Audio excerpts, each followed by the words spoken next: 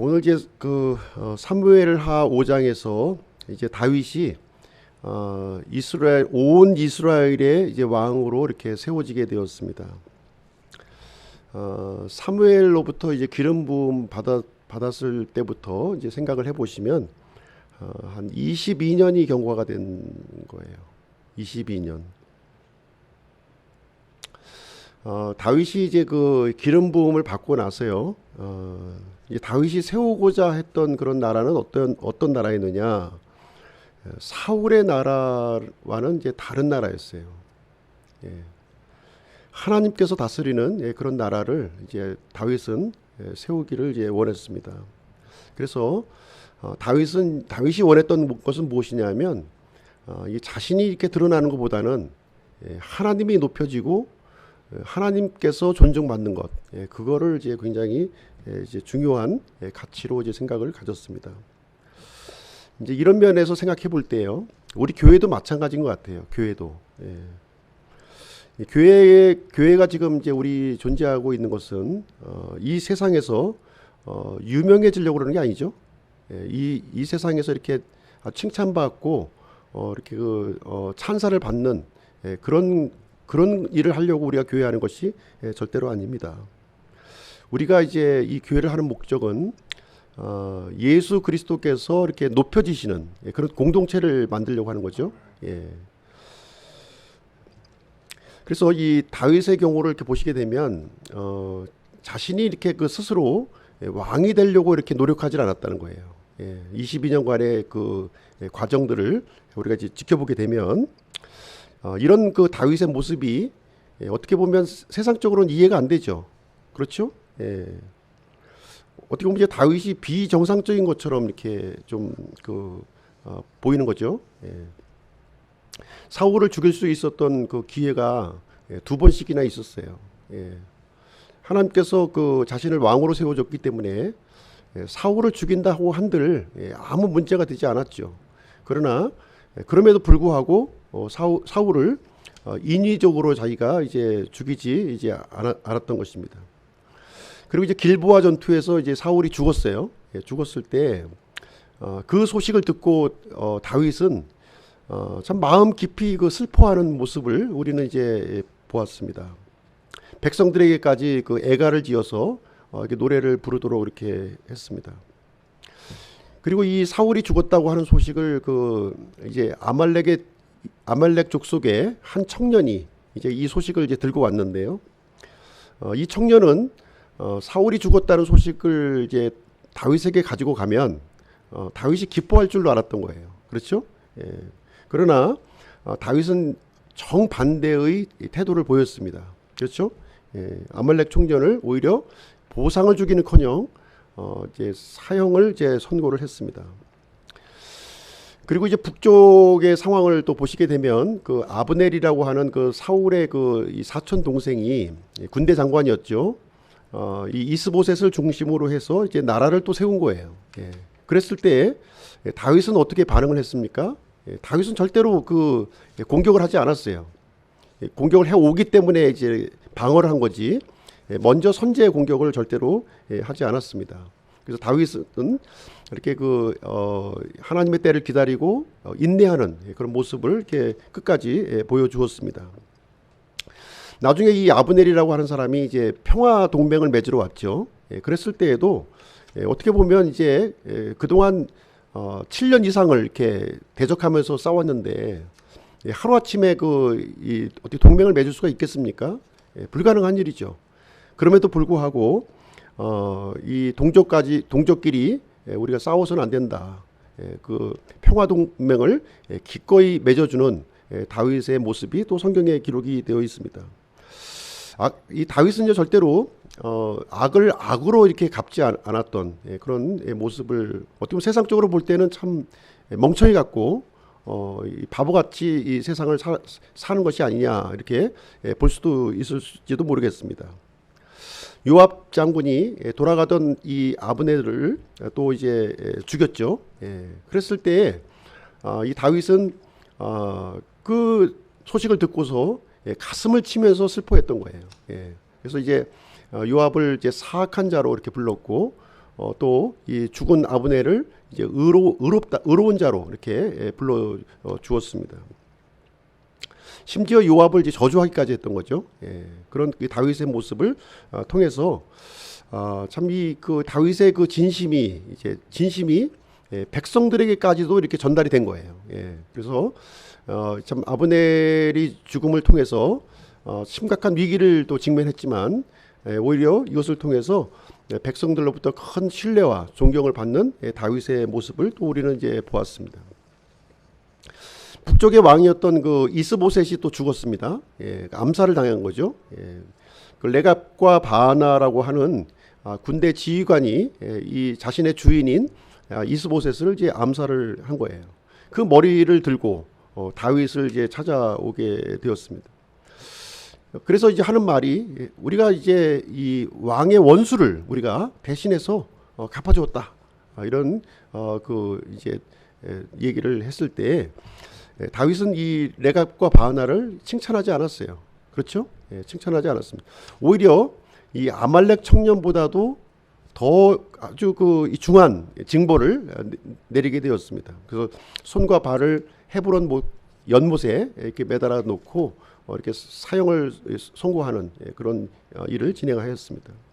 그러면서 이 이스보셋의 이 죽음에 대해서도 참 안타까워하고 참 이스라엘의 큰 지도자가 지금 이제 죽임을 당했다 하는 그런 그 안타까운 마음으로 이렇게 슬퍼하는 다윗의 모습이 있었습니다. 결코 이런 모습이 쇼맨십은 아니죠. 쇼맨십은 아니었어요. 다윗은 이렇게 그 사람을 죽이면서까지 자신이 왕이 되고 싶은 생각은 전혀 없던 거예요. 오히려 다른 사람이 왕이 되더라도 하나님이 다스리는 그런 왕국만 된다면 자신은 기꺼이 이 백의종군 하면서 이렇게 이 섬기려고 하는 그런 준비가 다윗에게는 이제 되어 있었던 것이죠. 오늘날 교회의 모습을 한번 보시게 되면 참 진짜 나 아니면 안 된다 하는 그런 생각을 좀 많이 좀 하고 있는 것 같아요. 그렇죠? 하나님께서 이렇게 사람을 사용하시는 거죠. 누구든지 사용하실 수 있는 거예요. 그렇지. 이 사람이 인위적으로 재단할 필요가 없는 것이고요. 나만이 할 수 있다 이런 생각은 참으로 좀 하나님의 뜻과는 많이 거스리는 그런 내용이 이제 되겠습니다. 오늘 이제 사무엘하 이제 5장의 내용을 한번 좀 같이 살펴보기를 원하는데요. 아브넬과 이제 그 이스보셋이 이제 죽게 되자 이스라엘 장로들이 이제 다윗을 이제 찾아오는 장면이 여기 기록이 되어 있습니다. 1절 말씀을 한번 보시도록 하겠습니다. 1절.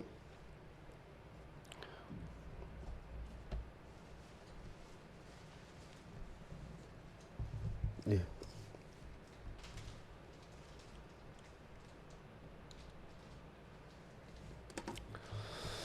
1절, 2절 한번 보실게요. 그때 이스라엘의 모든 지파가 헤브론에 이르러 다윗에게 나와 말하 이르되 보소서 우리는 왕의 골육이니이다. 또한 지나간 때 곧 사울이 우리를 다스리는 왕이었을 때에도 이스라엘을 나가게 하고 들어오게 하신 이는 왕이었고 주께서도 왕에게 말씀하시기를 내가 내 백성을 이스라엘을 먹이며 이스라엘을 다스릴 대장이 되리라 하셨나이다 하니라. 이제 북쪽 지파의 이 장로들이 태도가 완전히 바뀌어졌어요. 태도가 완전히 지금 이제 180도로 바뀌어져서 얼마 전까지만 해도 아브넬을 중심으로 이스보셋을 이제 왕으로 이렇게 섬겼던 그런 사람들이었는데 지금 와서 이제 다윗을 향해서 우리의 골육이 아닙니까? 이렇게 얘기를 하면서 참 이 다윗을 향해서 이제 왕이라고 계속 반복해서 왕의 칭호를 불러주는 모습이 여기에 기록이 되어 있습니다. 이 내용을 볼 때 이 북쪽 이 장로들은 하나님께서 다윗을 왕으로 세우신 것을 알았습니까? 몰랐습니까? 당연히 알고 있었죠. 그렇죠? 이미 알고 있었음에도 불구하고 이스보셋을 이제 왕으로 이제 섬기고 있었던 것입니다. 왜 그렇습니까? 그 이유는 다른 게 없어요. 자신의 어떤 이익을 추구하기 위해서 이제 그 아브넬 편에 이렇게 붙어 있었던 것입니다. 그래서 이 목동 출신인 다윗의 밑으로 절대로 들어갈 수가 없다, 이런 생각을 하게 되었던 것이죠. 그런데 이제 아브넬과 이스보셋이 죽게 되자 어쩔 수 없이 지금 이제 다윗 앞으로 이제 지금 나온 그런 상황이 이제 되겠습니다. 어떻게 보면 이제 불이익을 당하지 않으려고 하는 것이죠. 불이익에서 좀 모면하려고 하는 인간적인 마음이 많이 이제 있는 것을 보겠습니다. 어쨌든 이제 온 이스라엘이 이제 그 다윗을 왕으로 추대하는 그런 일이 이제 발생하게 되었는데요. 창세기 49장 8절 말씀을 제가 한번 읽어드릴게요. 창세기 49장 8절. 유다야, 너는 내 형제들이 찬양할 자니라.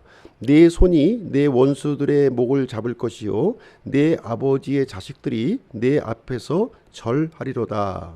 이 내용은 무슨 얘기냐면요, 창세기 49장은 야곱이 12아들을 이렇게 축복하면서 유언을 남긴 내용이에요. 지금 이제 넷째 아들 유다에게 그 유언의 말씀을 해준 내용이 이제 되겠습니다. 이 말씀이요, 지금 다윗에게 와서 그대로 성취가 된 거예요. 지금 다윗에게 와서 그대로 성취가 되었습니다.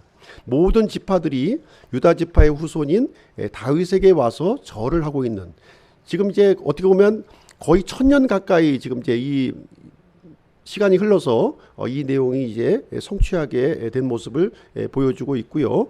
궁극적으로는 이제 예수 그리스도께서 이제 통해서 성취될 일을 지금 이제 미리 보여주고 있는 그런 말씀이 이제 되겠습니다.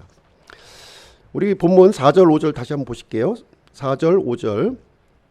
다윗이 통치하기 시작할 때 나이가 30세였으므로 그가 30년 동안 통치하되 헤브론에서 7년 6개월 동안 유다를 통치하고 예루살렘에서 33년 동안 온 이스라엘과 유다를 통치하였더라. 여기 보시게 되면요, 이제 다윗의 그 통치 기간을 이제 간략하게 소개를 해주고 있습니다. 다윗은 3번의 기름 부음을 받았죠. 15세 때 사무엘로부터 이제 기름 부음을 받았어요. 그렇죠? 그리고 30세 때는 그 유다 지파 장로들을 통해서 이렇게 그 이 지파의 왕으로 이렇게 세워지게 되었습니다. 그리고 37세가 되었을 때 지금 온 이스라엘의 그 이 장로들의 추대로 지금 이제 통일 왕국의 이제 왕으로 세워지는 모습을 여기서 기록되고 있습니다. 무려 22년간의 기간이 이제 걸린 거죠. 22년 동안. 하나님께서는 왜 단번에 그 이 다윗을 왕으로 세우지 아니하셨을까요? 왜 22년 동안이나 그 어떻게 보면 고생하면서 그 끝에 왕으로 세워 주셨을까요? 여기에는 이유가 있다는 것이죠. 하나님께서 이렇게 22년간의 기간을 허락하신 이유는 무엇이냐면 이 다윗이 왕으로 된 것은 다윗의 힘으로 된 것이 아니라는 거예요. 하나님께서 세우셨다는 것을 알려주시기 위해서 22년간의 기간을 또 이제 사용을 하신 것입니다. 뿐만 아니라 이 다윗을 이렇게 그 믿음의 사람으로 이렇게 빚어주기 위해서 왕이 되는 것이 중요한 것이 아니라요, 왕의 역할을 하는 것이 중요한 것이죠. 우리도 마찬가지입니다. 구원 받는 게 중요합니까?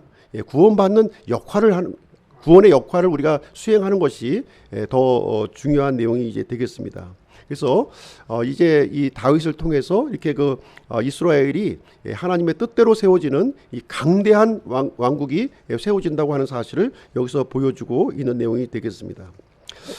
자, 그다음에 이제 이 왕이 된 이후에 다윗이 한 내용을 한번 좀 살펴볼게요.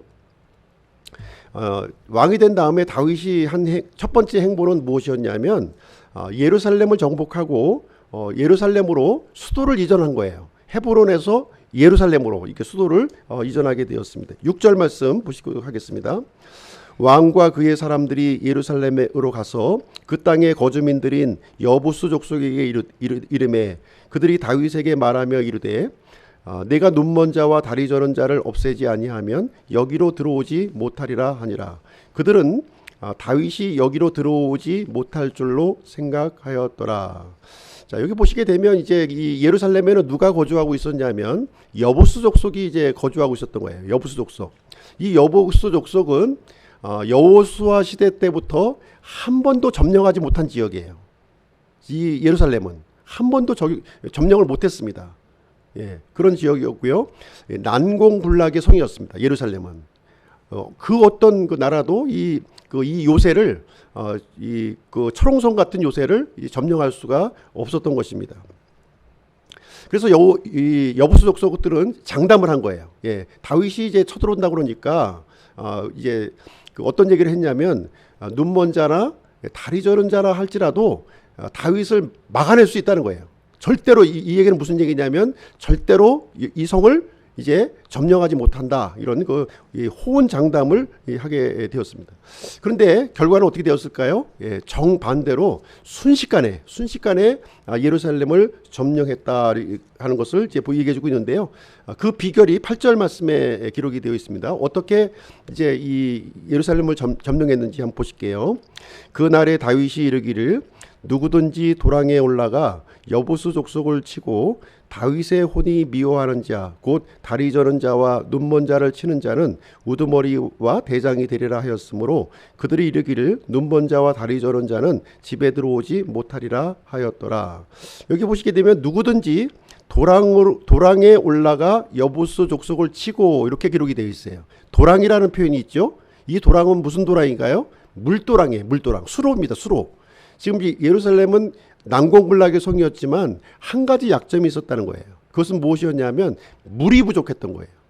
그 해발 800m의 고지에 있었기 때문에 물이 부족했어요. 그래서 어디에 있는 물을 이제 끌어왔냐면 기온샘에 있는 그 물을 끌어다가 올려다 썼던 거예요. 그 수로를 지금 이용해서 다윗이 공격 그 루트를 잡은 겁니다. 그래서 그 수로를 타고 올라가서 이 담숨에 예루살렘을 점령하게 되었다, 이렇게 얘기를 해주고 있습니다. 그래서 다윗은 수도를 헤브론에서 어디로 옮겨요? 예루살렘으로 이제 옮기게 됩니다. 그러면 이스라엘의 수도를 이 예루살렘으로 옮긴 이유가 어디에 있을까요? 한번 그것을 좀 생각을 해보면 예루살렘은 어떻게 보면 지금까지 아무도 점령하지 않았던 땅이기 때문에 어떻게 보면 지파의 어떤 간섭이 없는 중립지대였던 거예요. 지금 이제 다윗이 온 이스라엘의 왕으로 되기 위해서는 유다 지파만의 왕에서는 좀 벗어나야 되겠죠. 그렇기 때문에 헤브론에서 좀 중립지대로 옮기기를 원했었던 것인데 바로 예루살렘이 그 거점이 이제 되었다는 것입니다. 그리고 예루살렘은 이스라엘의 지리적으로도 중앙에 위치한 지역이에요. 그래서 남쪽에서 올라오기도 쉽고 북쪽에서도 내려오기 쉬운 그런 위치가 되겠습니다. 그리고 이제 앞서 얘기했지만 이 예루살렘은 천혜의 그런 아주 그 요새와 같은 그런 도시였던 것이죠. 특별히 이제 영적으로 우리가 또 생각을 해본다면 예루살렘은 바로 모리아 산이 있었던 그 지역이에요. 그래서 아브라함 이 이스라엘의 조상 아브라함이 이삭을 번제로 바쳤던 바로 그 장소가 이스라엘의 수도가 되었고요. 지금 현재까지 지금 예루살렘이 이스라엘의 수도로 지금 자리 잡고 있는 것입니다. 그래서 이제 이 다윗은 이제 점점 더 강성한 모습을 이제 여기서 이제 보여주게 됩니다.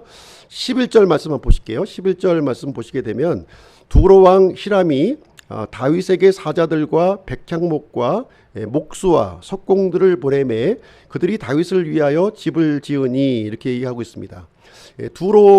두로에 있는 그 히람 왕이 이 다윗을 위해서 이 궁궐을 지어준 거예요. 궁궐을. 이 내용은 어떤 내용입니까? 이제 다윗의 이 명성이 이제 이스라엘뿐만 아니라 이스라엘의 외곽까지 지금 이제 명성이 이제 퍼져나가고 있는 모습을 보여주고 있는 것이고요. 그래서 이 히람 왕이 어떻게 보면 다윗의 그 강성함에 굴복하고 지금 이제 들어오고 있는 그런 모습을 여기서 보여주고 있습니다. 뿐만 아니라 지금 이제 우리가 지난번에 우리가 한번 살펴보았지만 다윗은 이제 많은 아내와 이제 아들들을 이제 두게 되었는데요. 헤브론에서 6명의 아들이 있었죠. 6명의 아들이 있었고, 지금 이제 예루살렘으로 이제 건너와서 또 많은 아내와 첩을 또 이제 두게 되는데요. 이때 또 여기 언급되어 있는 이 자녀들을 보시게 되면 11명의 아들들이 지금 여기 언급되어 있는 거예요. 예, 그 중에서 이제 우리가 좀 익숙하게 좀 볼 수 있는 인물이 누굽니까? 예, 바로 솔로몬이죠. 예, 솔로몬이 바로 예루살렘에서 출생했다 하는 내용을 여기서 얘기해주고 있는 내용이 되겠습니다. 그 다음에 이제 이 다윗이 이스라엘의 왕이 된 다음에 아주 그 큰 위기를 또 여기서 직면하는 내용이 여기에 기록이 되어 있어요. 예, 무슨 얘기냐면 아직까지 이스라엘은 블레셋의 속국으로 있었죠. 예, 속국으로 있었는데 이 블레셋이 지금 이제 소식을 들은 거예요. 예, 이스라엘의 왕이 온 이스라엘의 왕으로 이 다윗이 이제 올라섰다 하는 얘기를 들은 거예요. 그래서 이제 블레셋 입장에서는 이제 하루속히 빨리 좀 본때를 한번 좀 보여줘야 되겠다 하면서 수많은 군대를 이끌고 다윗을 찾아오는 장면이 이제 여기에 기록이 되어 있습니다. 17절, 18절 한번 보실게요. 17절, 18절. 그러나 그들이 다윗에게 기름을 부어 이스라엘을 다스릴 왕으로 삼았다는 것을 블레셋 사람들이 듣고는 모든 블레셋 사람들이 다윗을 찾으러 올라오매 다윗이 그것을 듣고 요새로 내려가니 블레셋 사람들도 와서 르바임 골짜기에 퍼지니라.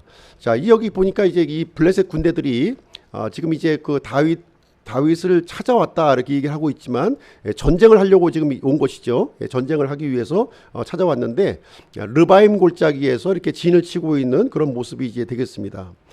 다윗이 맞았던 이제 첫 번째 그 왕으로서 맞는 첫 번째 위기가 되겠는데요. 다윗은 블레셋을 이길 수 있을까요? 예, 이길 수 없어요. 예, 블레셋은 아주 굉장히 강한 그 군대입니다. 이스라엘의 힘으로는 도저히 이길 수 없는 그런 전쟁이 이제 되겠습니다. 이때 다윗은 어떻게 이 블레셋과 지금 대처를 하는지 그 내용을 한번 좀 살펴보기를 원하는데요. 블레셋은 두 번에 걸쳐서 이 이스라엘을 쳐들어옵니다. 두 번의 전쟁이 일어나는 것이죠. 두 번의 전쟁을 이제 다윗이 어떻게 이것을 극복하게 되냐면 기도로서 이것을 무찌릅니다. 예, 기도로서 하나님 앞에 기도로 나간 거예요. 예, 어떻게 하나님께서 우리의 힘으로 안 되니까 하나님께서 싸워 주시기를 여기서 기도했습니다. 그래서 첫 번째 전쟁을 어떻게 이제 승리를 하게 되냐면요. 하나님께서 말씀하신 대로 싸워서 승리합니다. 어떻게 이제 하나님께서 응답을 주시냐면 첫 번째는 두려워하지 말라. 전면전을 벌이라는 거예요. 전면전. 첫 번째는 전면전을 벌이라. 그래서 전면전을 벌여가지고서 이 1차 전쟁에서는 이스라엘이 대승리를 이제 이끌어 나가게 됩니다. 두 번째 이 블레셋이 쳐들어와요. 다시 한번 쳐들어와오는데 똑같은 장소 르바임 골짜기에 또 와서 진을 쳐가지고 공격을 해오게 됩니다. 이 두 번째 전쟁을 또 다윗이 어떻게 이기느냐? 또 기도로 이기는 거예요. 기도로 하나님 앞에 이것을 어떻게 이 대처를 했으면 좋겠습니까? 하고 이렇게 기도를 하는 겁니다. 그때 이제 하나님께서 응답을 해주시기를 어떻게 응답해 주시냐면 23절부터 25절 한번 보겠습니다. 23절부터 25절. 다윗이 주께 여쭈니 그분께서 이르시되 너는 올라가지 말고 그들 뒤로 돌아서 뽕나무 숲을 맞은편에서 그들을 습격하되 뽕나무 숲을 꼭대기에서 누군가가 가는 소리를 듣거든 재빨리 움직이라. 그때 주가 너보다 앞서 나가서 블레셋 사람들의 군대를 치리라 하시니라. 다윗이 주께서 자기에게 명령하신 대로 행하여 게바에서부터 내가 게셀에 이르기까지 블레셋 사람들을 치니라. 이번에 이제 하나님께서 어떻게 응답을 주셨냐면 이번에는 전면전을 하지 말고 기습 작전을 하라는 거예요. 기습 작전을 하는데 내 신호를 기다리라는 거예요. 하나님의 신호를 기다리라 이렇게 얘기하고 있습니다. 그러면서 어떻게 얘기를 하냐면 하나님께서 먼저 블레셋 군대를 치겠다는 거예요. 그 블레셋 군대를 치는 소리를 들으면 그 다음에 이제 신호를 듣고서 공격을 하라고 이제 명령을 내려주신 거예요. 그 신호가 무엇이었냐면 뽕나무 숲에서 움직이는 소리가 바로 신호였다는 거예요. 뽕나무 숲에서 움직이는 소리. 이 신호에 따라서 이제 움직여서 두 번째 전쟁도 다윗이 이제 승리를 하는 장면이 여기에 기록이 되어 있습니다. 이 두 번의 전쟁으로 이제 블레셋은 이제 완전히 멸망을 하게 되고요. 다시는 이제 이 다윗 앞에서 등장하질 않아요. 사무엘하 8장에서 잠깐 등장하고 이제 다윗 앞에는 이제 블레셋이 이제 더 이상 적수가 못 되는 그런 모습을 이제 보여주고 있습니다. 자, 그러면 오늘 말씀을 통해서 5장 말씀을 통해서 적용할 교훈을 한번 보시도록 하겠습니다. 게셀까지 도망하는 장면이 여기 기록되어 있고요. 적용할 교훈을 한번 보시도록 하겠습니다. 첫 번째는 무엇이냐면 하나님과 함께 할 때 창대하게 된다는 거예요. 하나님과 함께 할 때 창대하게 된다. 10절 말씀에 기록이 되어 있죠. 10절 말씀을 보시게 되면 다윗이 나아가서 창대하게 되었고 주 만군의 하나님께서 그와 함께 계셨더라. 우리는 창대한 것만 생각하죠. 창대하게 된 그 원인이 중요한 거예요. 그 원인은 바로 내 능력이나 내 어떤 어떤 그 우수함, 탁월함 때문이 아니라 바로 하나님께서 함께 하실 때에 창대함이 일어난다 하는 것을 여기서 우리에게 말을 해주고 있는 거예요. 그래서 다윗이 이렇게 왕이 되고 또 이렇게 창대하게 된 것은 전적으로 하나님의 함께 하심이었다. 하나님의 능력이었다. 이렇게 얘기를 해주고 있는 내용이 되겠죠. 우리 그리스도인의 창대함은 어디에 있습니까? 우리 그리스도인의 창대함 마찬가지예요. 우리 그리스도인의 이 창대함도 우리 개인의 어떤 능력과 역량이 있는 것이 아니라 하나님께서 함께 하심이 있다는 거예요. 우리가 하나님께 함께 하려고 하는 이런 결단을 할 때 하나님께서는 그 함께 하심을 보고 우리를 창대하게 만들어준다. 이렇게 말씀을 해 주시고 있는 내용이 되겠습니다. 그래서 우리가 어떤 상황이 있든지 우리가 하나님과 함께 하겠다고 하는 이런 결단이 우리에게 필요합니다. 두 번째로 우리가 이제 적용할 교훈은 무엇이냐면요. 믿음의 싸움을 할 때에는 하늘의 군대가 등장한다는 거예요. 우리가 믿음의 싸움을 할 때는 우리 혼자 싸우는 것이 아니라 하늘의 군대가 동원이 된다고 하는 사실입니다. 24절 말씀 보실게요. 24절 보시면 뽕나무 숲을 꼭대기에서 누군가가 가는 소리를 듣거든 재빨리 움직이라. 그때 주가 너보다 앞서 나가서 블레셋 사람들의 군대를 치리라. 뽕나무 숲을 위에서 걷는 존재 누굽니까? 사람이 걸을 수 있나요? 무협소설에서 보면은 뭐 사람이 막 나무 위를 날아다니기도 하지만 사람은 뽕나무 숲을 꼭대기를 걸을 수가 없어요. 뽕나무 숲을 걸을 수 있는 존재가 누굽니까? 바로 하늘의 군대예요. 하늘의 군대. 하늘의 군대가 뽕나무 숲을 이제 그러니까 이 다윗이 기습 작전을 하기에 앞서서 누가 먼저 공격한 거예요? 하늘의 천사들이 먼저 공격을 진행을 했다 하는 것을 여기서 보여주고 있습니다. 그래서 우리가 기도할 때 누가 동원이 되는 거예요? 하늘의 군대가 동원이 된다 하는 것을 우리에게 말씀을 해줄 수가 있습니다. 그래서 다윗이 블레셋을 싸워서 이겼던 것은 이스라엘이 뭐 이렇게 아주 뛰어난 전략이 있고 어떤 뭐 능력이 있어서 이긴 게 아니라는 거예요. 하나님께서 함께 해주셨고 하나님께서 승리하게 해주셨기 때문에 승리했다 하는 것을 우리에게 말씀을 해주고 있습니다. 우리가 믿음의 싸움을 싸우고 우리가 기도를 할 때 누가 움직여요? 하나님이 움직이신다는 거예요. 하늘의 군대, 하늘의 천사들을 우리에게 앞서서 싸우게 하신다 이렇게 얘기해 주고 있습니다. 그래서 우리는 맞서서 싸우기만 하면 되는 거예요.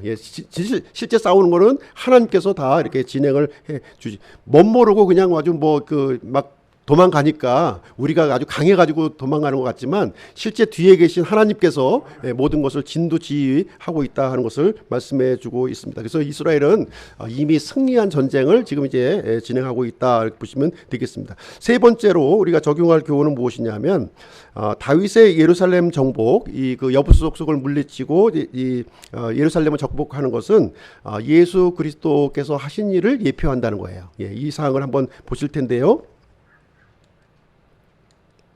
마태복음 21장 12절부터 14절 한번 제가 한번 읽어드릴게요.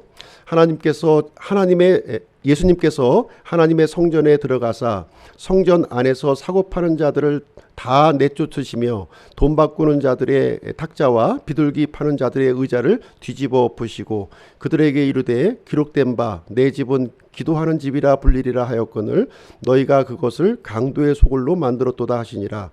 눈먼 자들과 다리 저는 자들과 성전 안에서 그분께 나아오매 그분께서 그들을 고쳐주시니 이렇게 말씀해 주셨는데요. 이 다윗의 모습을 보게 되면은 지금 이제 여부수 족속을 합당치 않은 여부수 족속들을 예루살렘에서 다 쫓아냈죠.